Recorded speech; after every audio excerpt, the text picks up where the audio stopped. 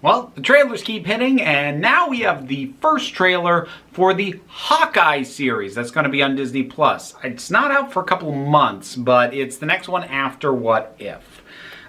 So this one, I don't know what to expect on this. The main thing that I'm going to be curious to get from the trailer is to get a sense of the tone, because so far as I understand, it is going to be Clint training Kate Bishop, which could be, honestly, theoretically, a lighter, fluffier affair in terms of maybe her getting him to chill out, not be so gruff. I mean, hopefully time with his family again would do that anyways. But since the last time we saw him was Endgame and he wasn't in the best place, you know, easing him out of that, not a terrible idea for an arc. And that would lend itself to a lighter tone, although we could also just lean into his end of it and just make it dark and gritty, and how she is trying to make things better, but his scale of better is so broken that what the heck was the point? Basically, The Last of Us in TV show form, you know, until they actually make The Last of Us TV show, which they're shooting.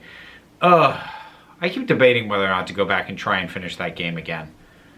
Tangent! Anyways, we have a first trailer, so let us check it out.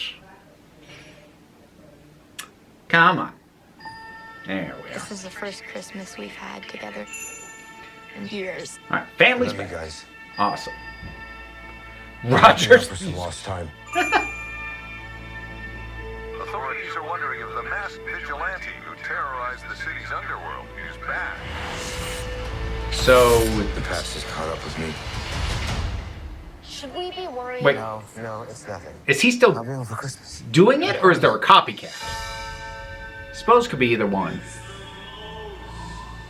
Oh, and they're leaning into the time it's being released, so they're going Christmas theme. When I wore this suit, Interesting. I get a whole lot of enemies. Oh, okay. Copycat. You're a Hawkeye. Who the hell are you? So that's how we're Actually getting told Kate. me. The world's greatest archer. Are you one of those people? Hey, babe. I should be back in a day or two. Hang on a second. Things have gotten more complicated.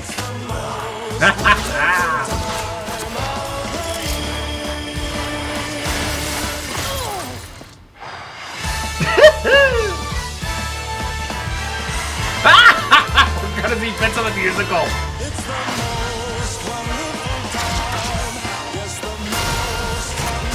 This is too dangerous. Definitely not this one. You don't have to say definitely like that. Holy sh! There are arrows more dangerous than that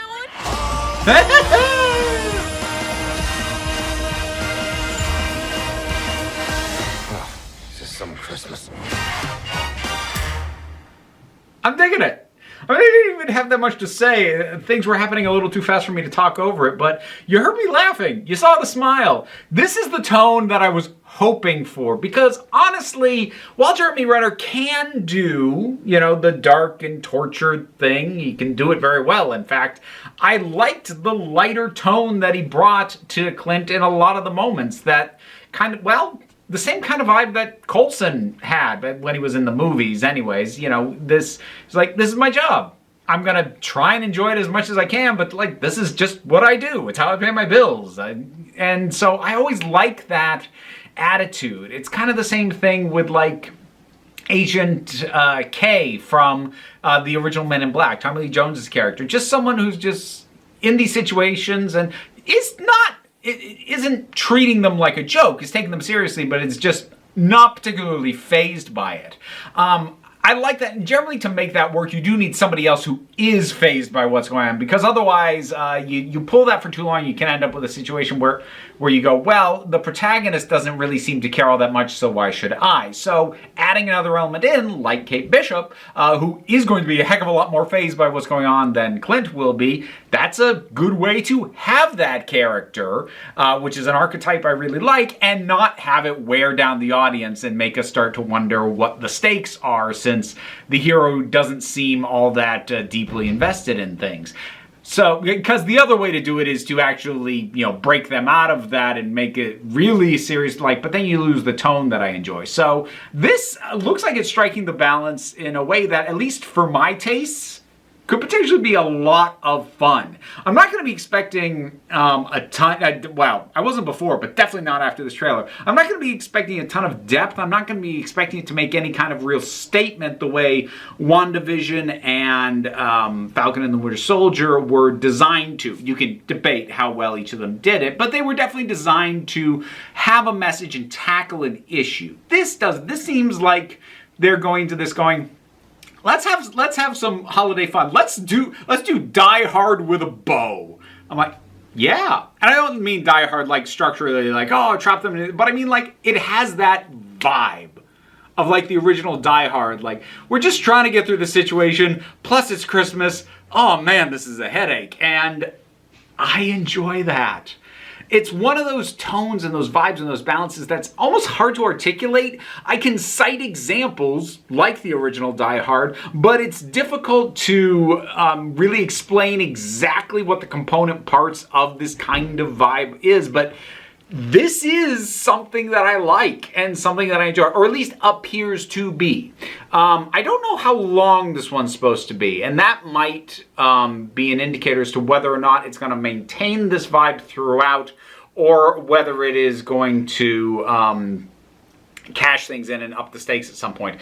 If I were to guess, without looking it up, because I'm lazy, probably 6 episodes, because if it starts November 24th, that means they could have 6 episodes and be done by New Year, so slightly after Christmas, and have it line up, because once we're out of December, who wants to watch Christmas stuff? At least not right away. So they'd want to have it done before the year's over, and timing wise that would make sense, and 6 episodes is a stretch that you could have to have that tone and have it be fun and not have it wear you down or outside its welcome, or have to sacrifice it to bigger stakes in order to stretch the runtime out. So I just went off on a whole thing based off what I assume the episode count is. Maybe I will check that just to see if I just wasted my time and yours with a whole bunch of supposition, because that's distinctly possible.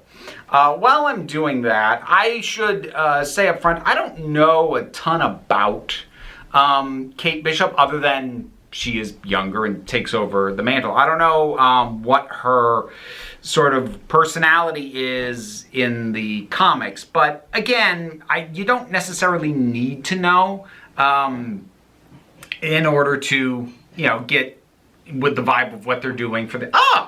6 episodes. I was right. So, anyways, you don't need to know what it was originally in the comics in order to gel with the vibe that is being presented to you in an adaptation. And I'm gelling with this. I'm gelling with what I see. I just like the way the characters are bouncing off each other. I like the feel, the tone, that moment of Hawkeye catching the Molotov cocktail and throwing it right back. You know what that brought to mind? This is going to be a weird comparison to make, but it brought to mind Gotham, where I think it's Zaz and Gordon is had the whole bunch of police surrounding this building, and they're trying to get him to come out, and he's just shooting at them. And at one point, Zaz pops up in the window and like, "Oh, hey Jim, how you been?" Just starts shooting at him. I like that vibe of things, and I know for some people it's not your bag, but there's something about the contrast of, yeah, this is dangerous, but we're all just professionals here, so let's just work our way through it, that I just enjoy. It's my jam. This looks like it could be my jam. Is it your jam? Whatever your thoughts are, drop something down in the comments. Let's talk about it. I got a Patreon. That's how I pay for Disney Plus and how I'll be able to actually review the thing when it starts coming out.